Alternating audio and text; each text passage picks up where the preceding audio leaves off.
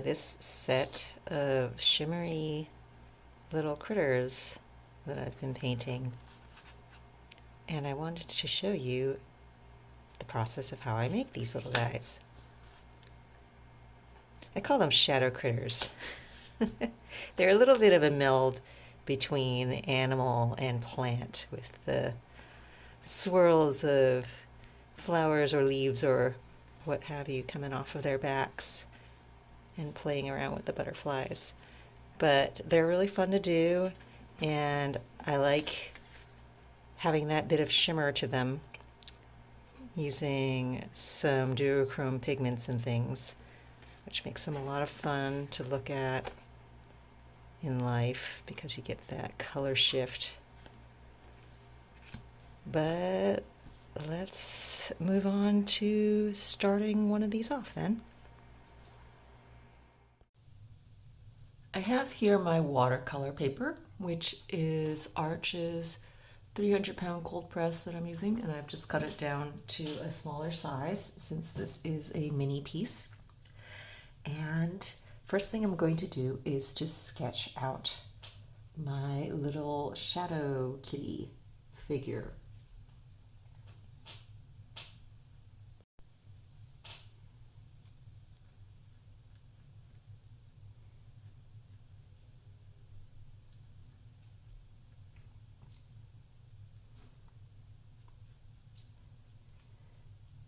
And there's no need for me to do a whole lot of detail with this. I'm going more for the idea of a cat than strictly a photorealistic version of a cat,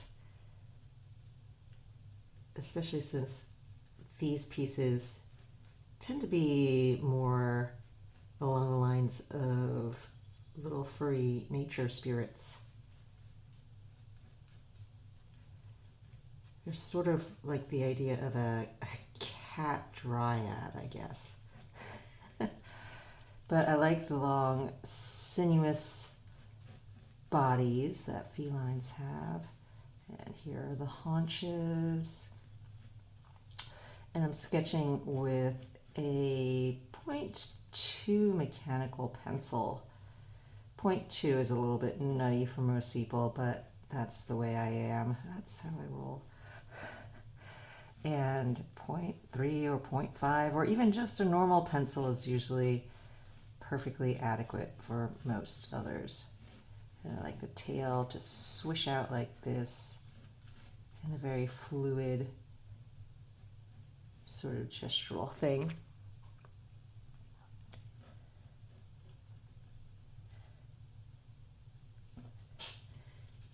Changing this paw a little bit, this front leg.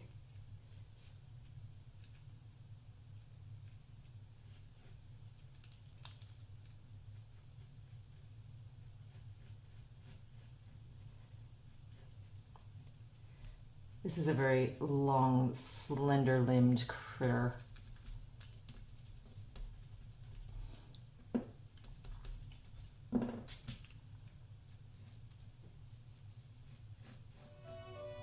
There we go. Okay, I'm happy with that sketch now.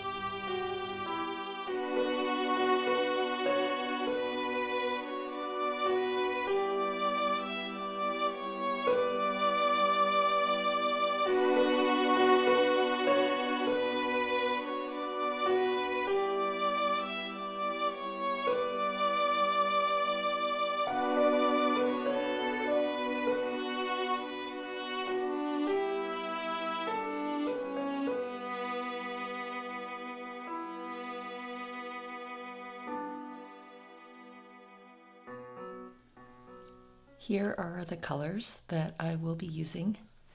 You don't need to have these same ones at all. You can pick your own.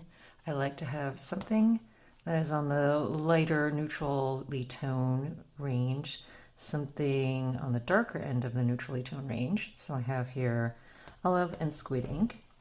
Those are both Artistic Isle. Actually, all 5 of these here are Artistic Isle. And this last one here is IULA. And Here, let me go through them all. So the third one here is Vine Black, which I'll be using for some extra dark portions.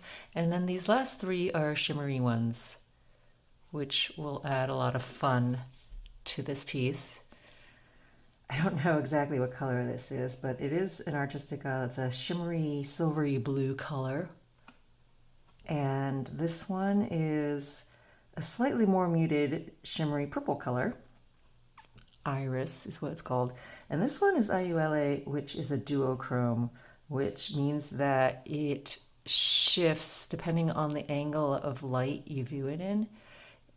It's not as visible in this video as it is in person, but in person it has this amazing shift between a magenta-y pink color and green, which makes it super fun to use on things like butterflies.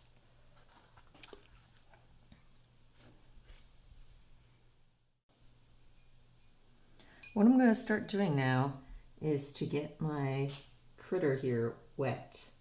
So I just have water on my brush and I am painting around those eyes, which will be just glowy little white orbs, and getting the main body wet. And you have to work not super quick, but relatively so, in order to not have the earlier areas dry out before you finish wetting the entire area. And I'm not wetting the the background, the distant legs. I'm only doing the ones that are to the front, because those are the ones that are continuous in form with the body. I keep saying that, but the back two paws, legs can be dealt with later on. So once, and I don't have to wet all the way up the whole tail either, just some of it, the main portion of it. So once that is wet, I am getting some of my paints and dropping it wet and wet into those portions and letting it bleed and move and run. And so for the upper half, I'm using my darker shade, and the lower half I'm going to shift to my lighter shade, which in this case is olive green.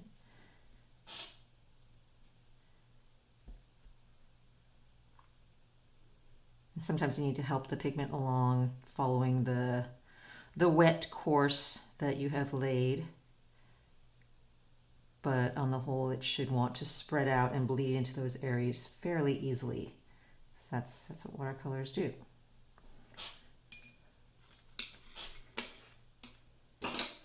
And then I'm taking a super little fine tip brush here. I love these because they have these gorgeous trailing tips that allow me to do things like this, pulling out from the wet portions these flowing little tendrils.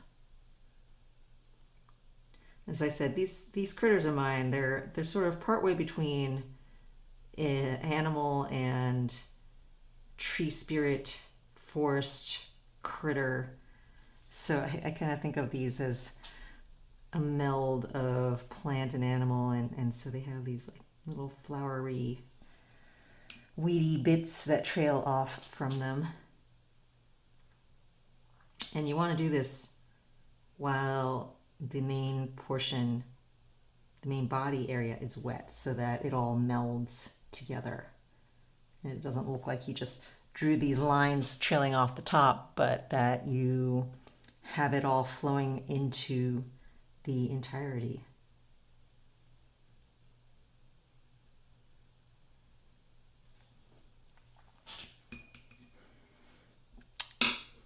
Now I'm going to take some of my shimmery stuff, again, while everything is still wet, and I'm going to just drop it in.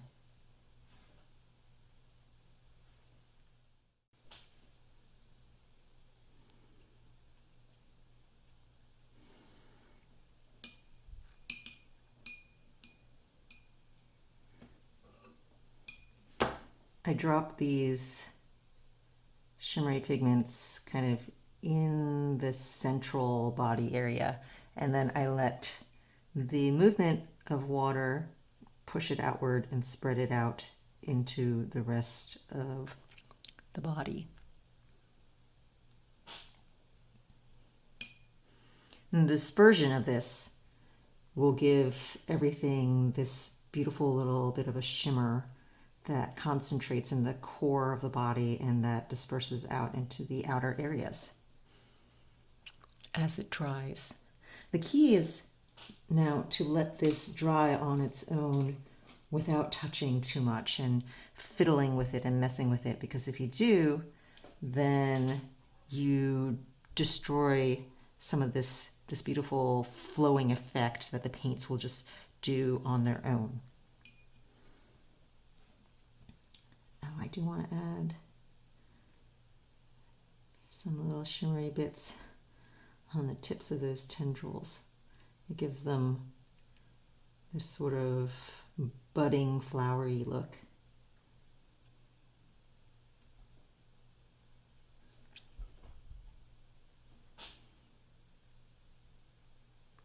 And what's fun about these shimmery pigments is that the image will look slightly different from different angles, and it has a liveliness to it then, because it is a living picture. It's not static. Okay, while all the main body areas are drying, I'm going to move on to little detail things like the paws and stuff.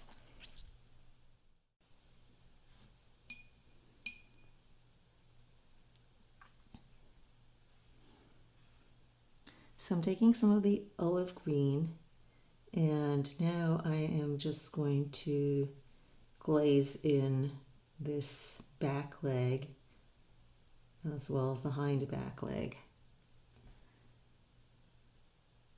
And as long as you don't let the wet edge of your paint touch any of the previous wet edges, you'll notice that there is a thin border of white that I'm leaving here of paper. That will prevent the other wash from just overflowing into this area.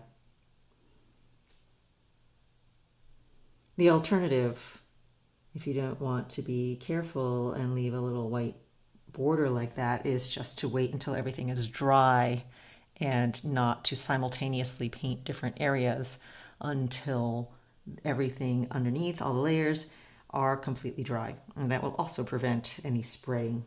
But if you're impatient and you can be careful, then you can do this. And this works, I mean, this is the case with even larger, more intricate watercolor paintings. Whenever you are waiting for one area to dry, you can always shift your focus, shift your attention to some other distant part of the painting and multitask then, because you can work on some other unrelated portion of the painting and not screw up the delicate balance of a wash and the spreading dispersion of pigment. That's kind of an important thing to always remember with watercolor. Either patience or planning. You got to do one or the other.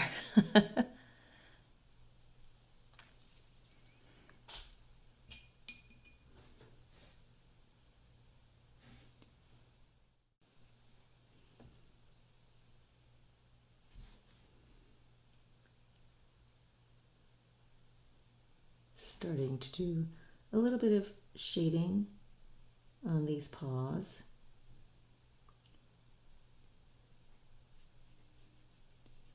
To give them a little bit of definition. You have the little toes there, little cat toes.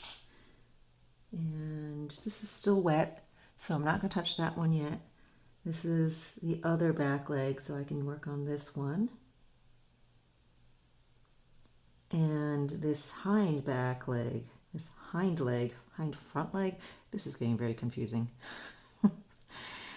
in terms of how to refer to it. This hind front leg is also dry, so that's another one that I can work on. and do a little bit of detailing on. And I'm coming up into the area where it's a little bit wet over here, but I'm using that then to blend, because it's not the wetness of this area where I can actually see the pooling of water still. This is more just where the paper is damp and shining, so I can see that it is not completely dry, but it is not going to interfere with allowing me to blend these areas, and it won't carry my pigment up through the rest of the body either, because it is not that kind of wet.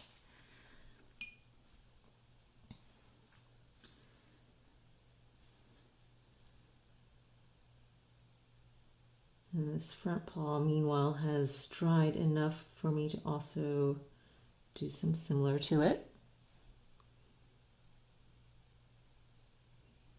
Again, I don't want to let my brush touch into this top body area though, because that part is still flowy.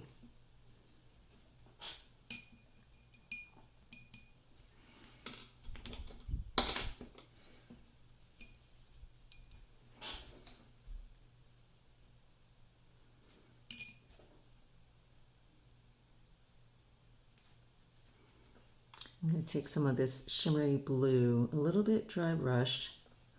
So I've wiped off a lot of the moisture and pigment from my brush tip so that I can have a more gently brushed bit of it. So it kind of gives a shimmery halo with a soft edge.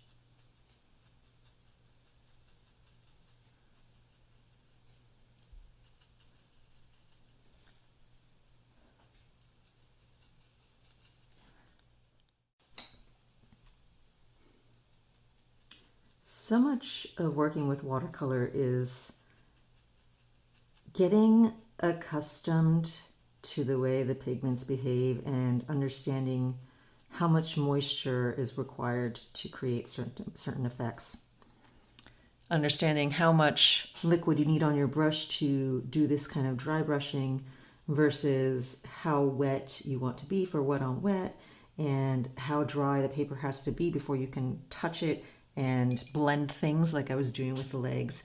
And this is all something that people can talk to you about. You know, I can tell you about this, but really the only way to start to internalize and understand it is to work with watercolors enough that it becomes something that you feel when you look at a painting, and you know that you can do these certain things to the pigment and your page and achieve certain effects and results out of it. Let's finish up that tail, because I sort of abandoned it early on.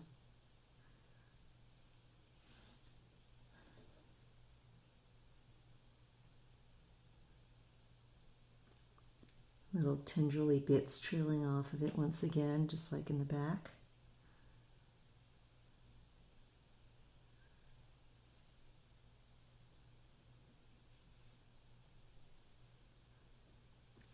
There's a bit of an Art Nouveau-y flair to this.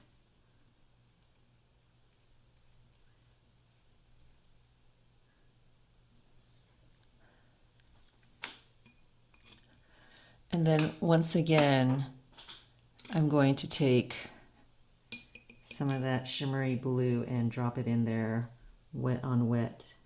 Got to help it along a little bit because of this long, thin shape. So it's not going to want to flow as easily along there. And I don't need to fill it up entirely. I just want a little bit of shimmer there.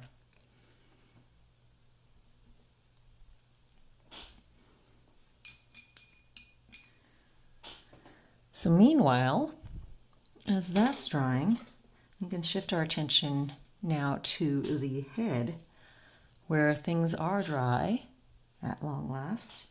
And I am going to take black, this vine black, on a very small tipped size 0 brush, and It is dry brush.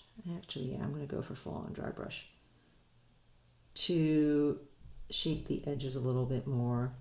I'm working with cold press paper here, which I normally don't. I usually use hot press, but I had some of this handy, and so I wanted to just use it.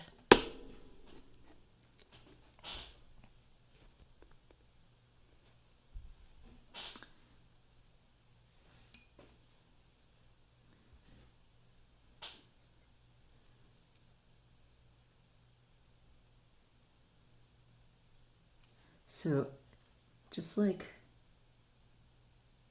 the tuftiness of the back, I'm doing a little bit of that for the ears as well. So with dry brush, I'm able to have this light furred texture trailing away. And I just want to shape the face a little bit more sharply.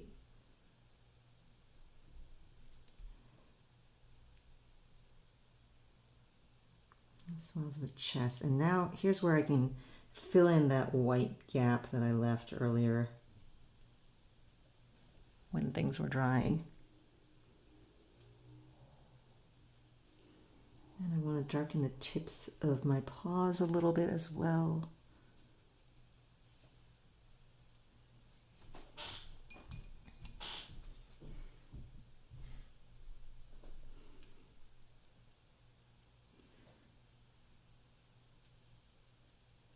The shimmer didn't quite bleed out as smoothly as I wanted here, so that's why I'm assisting it a little bit now as dried paint, because even though you touch it now when it's dry, it will still move the shimmery particles, and you can blend things out a little bit so that they are more equitably distributed in the area.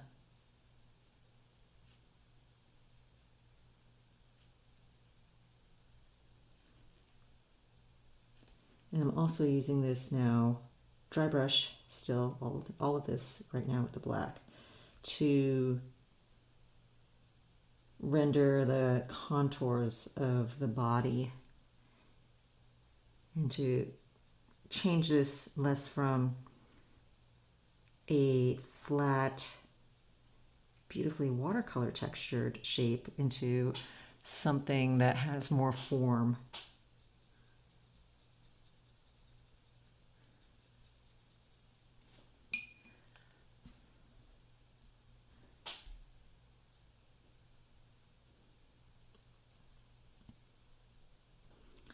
Blending this hind leg with the olive green so that it looks more like it is in the back versus this leg, which is to the front of the viewer.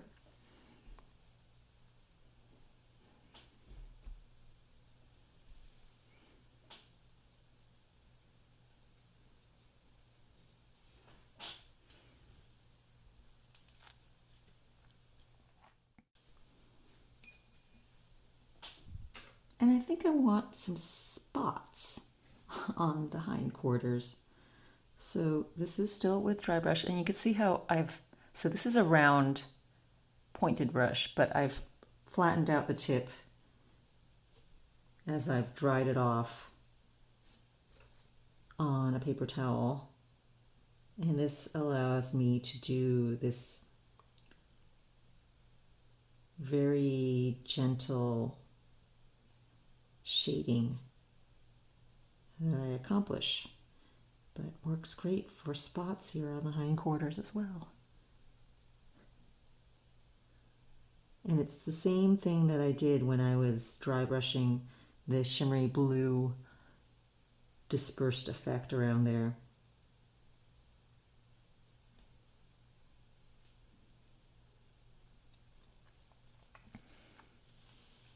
And in fact, what I will do on some more little shimmery blue flowers,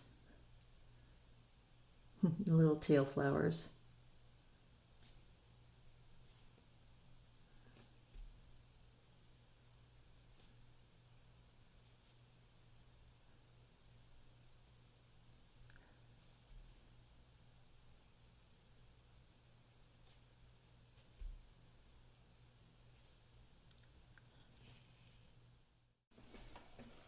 So here we are at this stage where the critter is pretty much done, and I'm just kind of trying to show you.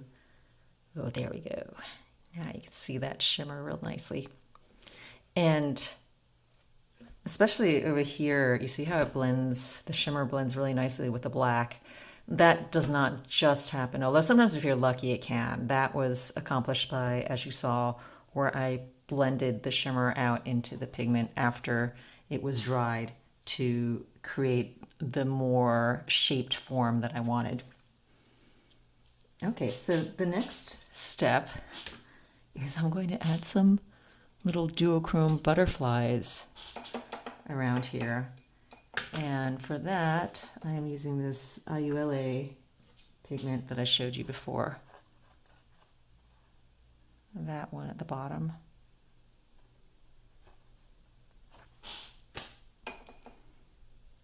And I've just got my number 0 round again.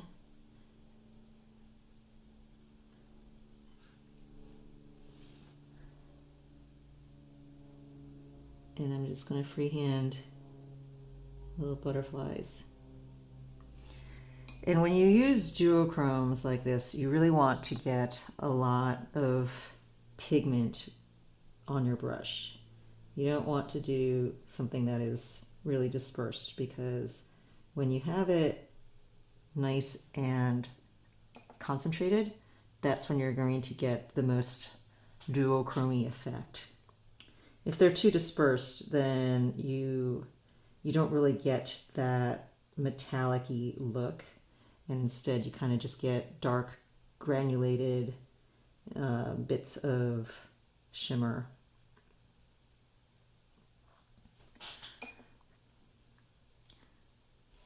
So when I do this, I get it all nice and creamy on the brush tip before applying the paint.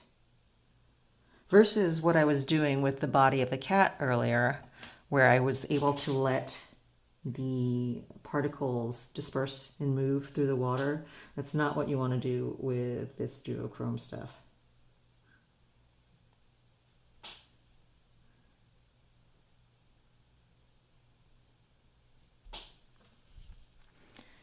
And I'll show you, once I get all these painted, I'll move it around in the light for you to see, because, you know, at this angle with the lighting coming directly overhead onto the page, you really don't get the full effect.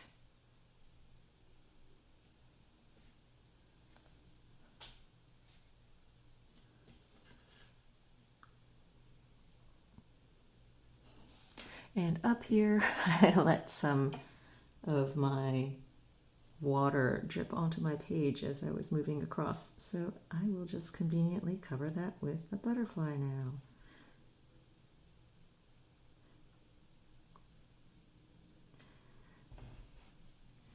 Early on in my career, I did this painting. Actually, I don't think I was even in my career yet, because I was still in high school. I did this fantasy painting where there was this girl standing on a ledge, and she was looking up into this sky at the moon across these great cavernous cliffs. And I was working with acrylic, and acrylic dries fast, and once it dries you can't lift it like you can do with watercolor to smooth and blend things. And so what happened was I kept dripping paint across my page, or across my masonite board, as I was working. And each time I did so, I was like, oh no, I need to cover it up with something. So I started covering them up with moons, the drops, and I ended up with this painting with 7 moons. And everyone kept asking me, wow, that's such a fascinating alien landscape. What made you decide to put 7 moons in it? The answer, honestly, was I was sloppy. All right, so there we go.